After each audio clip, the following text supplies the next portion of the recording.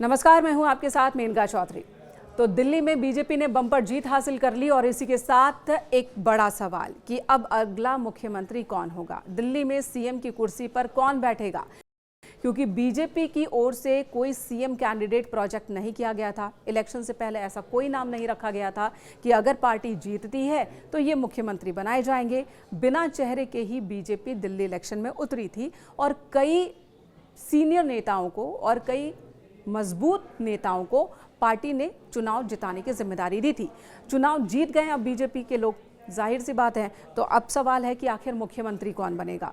इस सवाल को लेकर मंथन का दौर शुरू हो चुका है। केंद्रीय गृह मंत्री अमित शाह के आवास पर मीटिंग हुई, जिसमें राष्ट्रीय अध्यक्ष जेपी नड्डा मौजूद, जिसमें दिल्ली बीजेपी के नेता मौजूद हैं और तमाम बड़े लीडर्स मौजूद हैं। बीएल संतोष मौजूद हैं और इसी बात पर मंथन अब शुरू हो चुका है कि आखिर दिल्ली में बीजेपी किसे बनाएगी मुख्यमंत्री। कई नाम हैं जो कि दावेदार हैं। सबसे पहला नाम तो प्रवेश वर्मा का ही है, जो पूर्व मुख्यमंत्री साहिब सिंह वर्मा के बेटे हैं, जो इस पूरे इलेक्शन के दौरान काफ़ी एक्टिव नजर आए। नई दिल्ली से उन्होंने अरविंद केजरीवाल, जो कि पूर्व मुख्यमंत्री हैं, उन्हें मात दी है।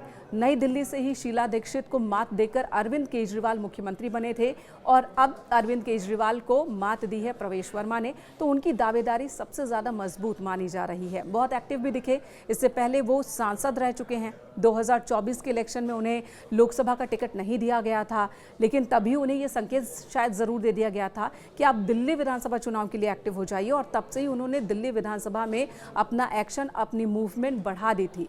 प्रवेश वर्मा जब जीते तो सबसे पहले उन्होंने जाकर केंद्रीय गृह मंत्री अमित शाह से मुलाकात भी की। कई सीनियर लीडर से भी उनकी मुलाकात अब तक हो चुकी है। तो ऐसे में उनके सबसे आगे होने का कयास लगाया जा रहा है।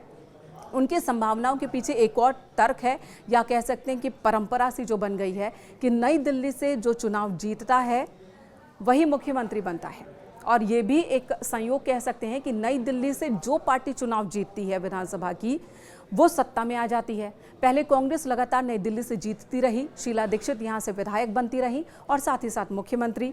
शीला दीक्षित को मात दी अरविंद केजरीवाल ने, उनकी पार्टी सत्ता में आई और मुख्यमंत्री अरविंद केजरीवाल बनते रहे। अब नई दिल्ली से ही प्रवेश वर्मा ने केजरीवाल को हराया है, तो अब उनकी दावेदारी इस वजह से भी मजबूत मानी जा रही है। कई और नाम है। कहा यह भी जा रहा है कि पूर्वांचल के लोगों पर ध्यान है, तो ऐसे में हो सकता है कि पूर्वांचल के कोटे से मुख्यमंत्री मिल जाए दिल्ली को। और अगर ऐसा होता है तो मनोज तिवारी का नाम भी इस रेस में आगे चल रहा है, जो बीजेपी के अध्यक्ष भी रहे दिल्ली बीजेपी के, साथ ही वो सांसद लगातार बने हुए हैं। और ऐसे में मनोज तिवारी के नाम पर भी चर्चा चल रही है। बात महिला सीएम की भी हो रही है कि क्या दिल्ली को कोई महिला मुख्यमंत्री मिल सकती है इस बार। अगर ऐसा होता है तो बांसुरी स्वराज का नाम चल रहा है आगे। अगर ऐसा होता है तो बांसुरी स्वराज का नाम आगे चल रहा है। हालांकि राजनीति में वो अभी नई नई हैं, उनकी उम्र भी बहुत ज़्यादा नहीं है, लेकिन बांसुरी स्वराज ने जिस तरह से राजनीति में कदम रखा और उनकी जो वाकपटुता है वो बहुत प्रभावी है।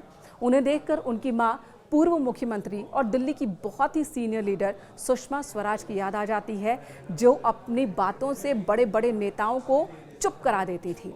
तो बांसुरी के नाम की भी चर्चा हो रही है।